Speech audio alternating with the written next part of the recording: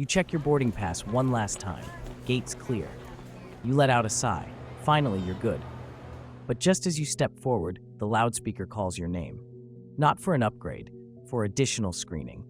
Welcome to flying in 2025, where the surprises aren't about turbulence, they're about toothpaste. Or the pair of shoes you've worn through security a dozen times before.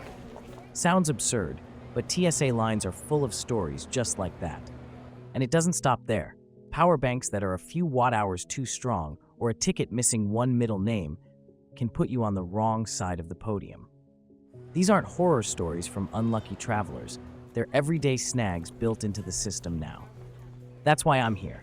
In this video, I'll show you exactly how people are getting tripped up and how flight crews avoid the same traps. By the end, you'll know how to keep your seat, your time, and your sanity intact. Here we go, the first pitfall.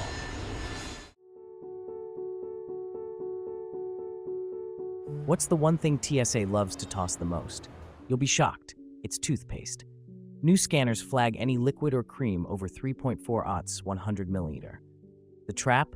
Labels trick you with grams, not ounces. That tiny hotel tube stamped 120 grind? To TSA, it's #1 public enemy. And duty-free or amenity kits? No free pass once the seal's broken. And here's the kicker. Getting flagged doesn't just cost you toothpaste. You're yanked into secondary screening 5, 10, maybe 20 minutes on the sideline while an officer waves your stuff in front of everyone. Embarrassing? Totally. Deadly for tight connections? Absolutely. The fix is simple. Repackage into bottles clearly marked 3.4 oz 100 milliliters or less, stash them in a quart-sized clear bag, and always carry a backup mini tube. Trust me, losing your toothpaste is annoying. Losing your $80 Calvin Klein cologne in front of a whole line felt like a punch to the gut. Yeah, I'm still not over it.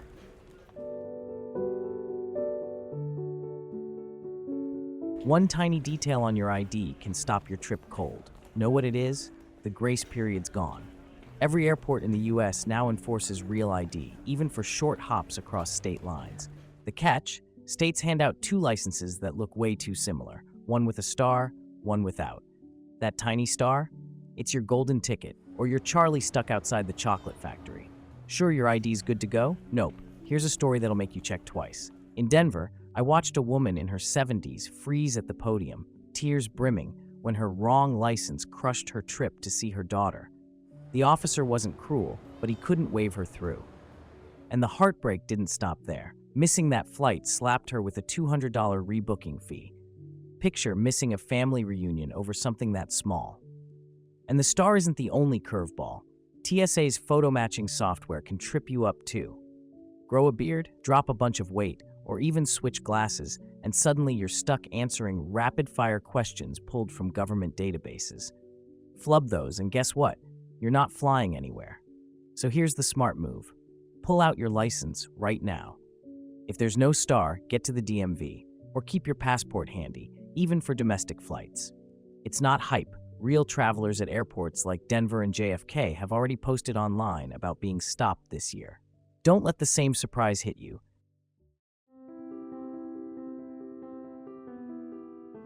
She finally clicked buy, a pricier fare labeled refundable, worth it for peace of mind. Weeks later, her plans collapsed. She canceled online, expecting cash back. Instead, the screen offered only a voucher. And that's when she realized refundable didn't mean what she thought. Here's the reality. If the airline cancels or makes a big schedule change, DOT rules guarantee a cash refund if you say no to their alternative. But if you cancel, it depends on the fare type. Fully refundable usually means money back. Flexible or main cabin, often credit only, unless you've paid extra for true refundable status. That's where travelers get tripped up. On forums, flyers vent about refundable $600 tickets turning into credits. In most cases, it wasn't fraud, it was confusion over fare categories that airlines don't exactly go out of their way to clarify. What really burns is how fast those credits lose their value. They sit in your account like monopoly money, expiring, locked to one traveler, and useless against surprise fees. When you finally try to redeem them, it feels like half the value has already evaporated. The survival checklist? Book direct. Screenshot. Cancel within 24H. Double check refundable versus flexible. Refunding used to feel safe. Today, it feels like a puzzle, and getting it wrong can cost more than the ticket itself.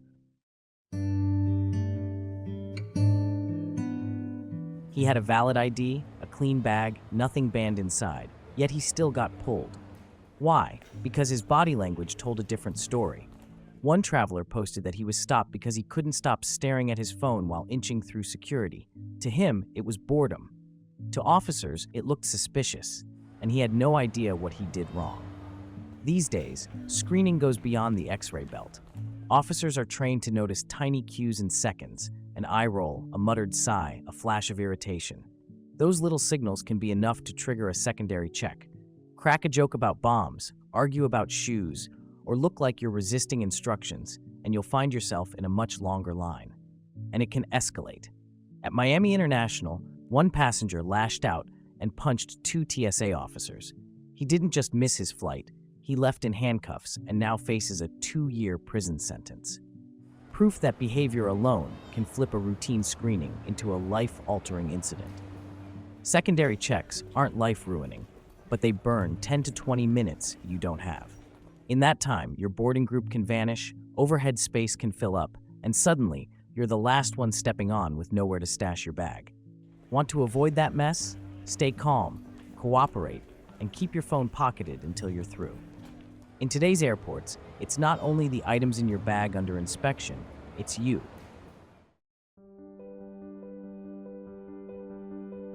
The airport isn't a runway show.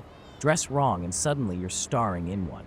The scanner shrieks, the line stalls, and every head turns as an officer points straight at your oversized hoodie like it's contraband couture. Loose layers or cargo pants? To TSA, that's like waving a red flag. Tactical-style outfits with endless pockets look more suspicious than stylish. And those bold slogans on t-shirts? They can spark questions you don't want at a checkpoint.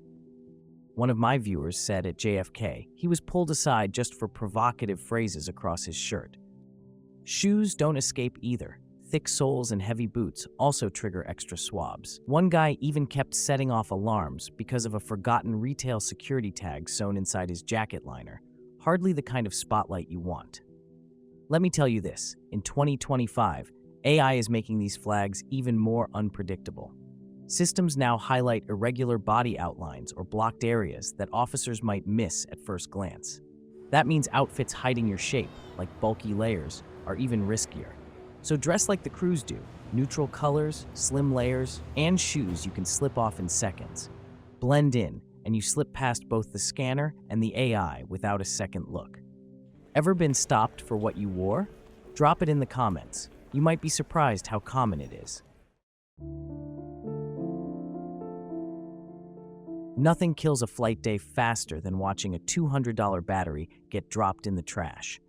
Power banks under 100 watt-hours? Safe. Between 100 and 160? Only if your airline approves. Anything above 160? It's grounded before you are. The crackdown sharpened after a Southwest flight in late 2024 when an overheating charger filled the cabin with smoke and forced an emergency response. By May 2025, TSA made it clear lithium-ion checks would be enforced to the letter. Suddenly, the gadgets most of us rely on, power banks, vape kits, even bulky camera batteries, turned into red flags. Travelers are learning the hard way. One man saw his vape tossed in the bin while he stood there fuming. Another watched a $200 power bank vanish because the label wasn't clear enough. No debate, no second chance. The officer's decision is final. And the sting doesn't stop at security. You walk away lighter in gear, lighter in dollars, and angrier than when you arrived. That frustration boards the plane with you. And if losing a battery hurts, wait until you see what happens when the same scrutiny hits your drink at the gate.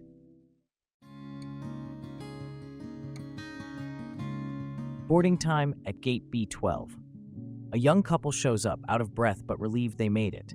The agent smiles, scans the passes, then points at the roller bag. Please place it in the sizer. It almost fits. Until the wheels stick out. Verdict? That'll be $65 to check it. Their faces drop. The trip just got $65 more expensive. This year, some airlines have gotten stricter about size limits at the gate, and Spirit being one of the most notorious. Bags that would have slid by last year are now being pulled aside for a final check right before boarding. One Spirit passenger shared online that her $40 ticket ended up costing $140 after a gate agent slapped on carry-on fees. Remember, once you're at the gate, you've got no leverage. Even backpacks, yes, backpacks, are getting flagged if they bulge past the official dimensions. Gate check fees typically run $65 to $100, and the stress lingers long after you've boarded. It's not just the money. Nobody enjoys being stopped at the doorway while a full boarding line watches. And while your bag isn't gone forever, you'll usually pick it up at the arrival gate. It's still a humiliating way to kick off a trip you thought you had under control. Your only defense: pack tight, measure twice, and keep it hard shell. If your bag has compression zippers, use them. It can save you the inch that makes or breaks a gate check. Always check your airline's exact size chart after packing, not before. And skip dangling straps or stuffed side pockets, easy targets for gate agents. 1 inch too big, and your cheap flight just turned into an expensive lesson.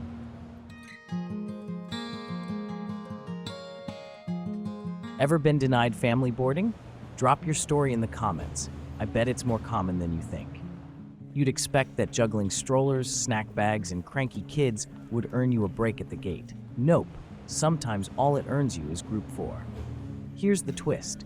Family boarding isn't the same everywhere. Delta and United cut it off at under 2, basically saying, sorry, your toddler's too grown for the perk.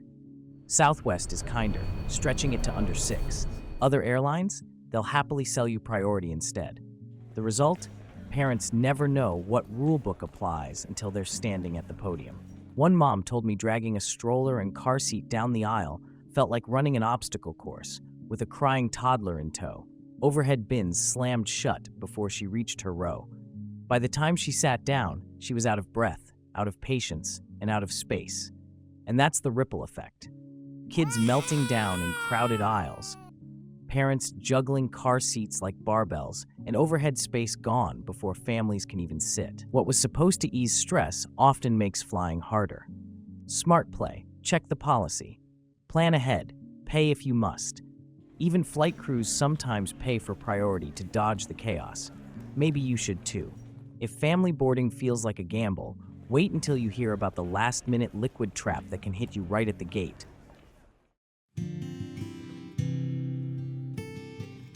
That latte you just grabbed inside the terminal?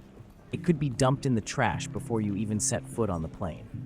Crazy as it sounds, gate agents do it, and travelers never see it coming. Gateside liquid checks aren't new, yet they still blindside people, especially on international flights or smaller aircraft. A father at the jet bridge was told to empty his kids' juice boxes while they cried, totally baffled why drinks he just bought weren't allowed. And on X, a passenger shared being made to toss a soda right before boarding a Miami-London flight in 2025. The scene is almost absurd. Business travelers downing bottled water like they're at a college challenge, parents scrambling while agents bark, keep moving, and the boarding clock ticking louder with every second. Then you finally sink into your seat, sweaty, frustrated, and still thirsty. The rule is harsh in its simplicity. Open drinks, half-finished sodas, or duty-free bags with broken seals don't make it through. Yes, even items bought after TSA can vanish at the jet bridge. Seal it, show it, stow it, or kiss that latte goodbye to the trash gods. On international flights especially, drinks must stay sealed, food packaged, and duty-free bags intact.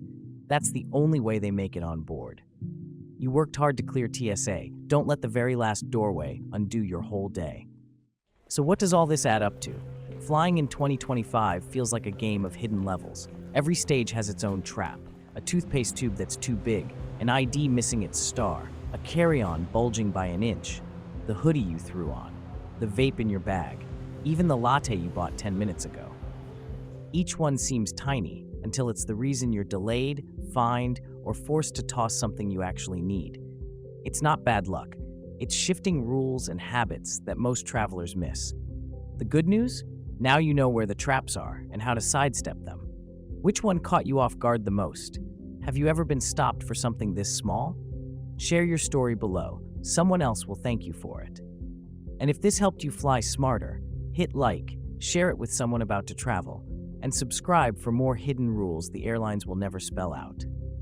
Now bye, and see you again.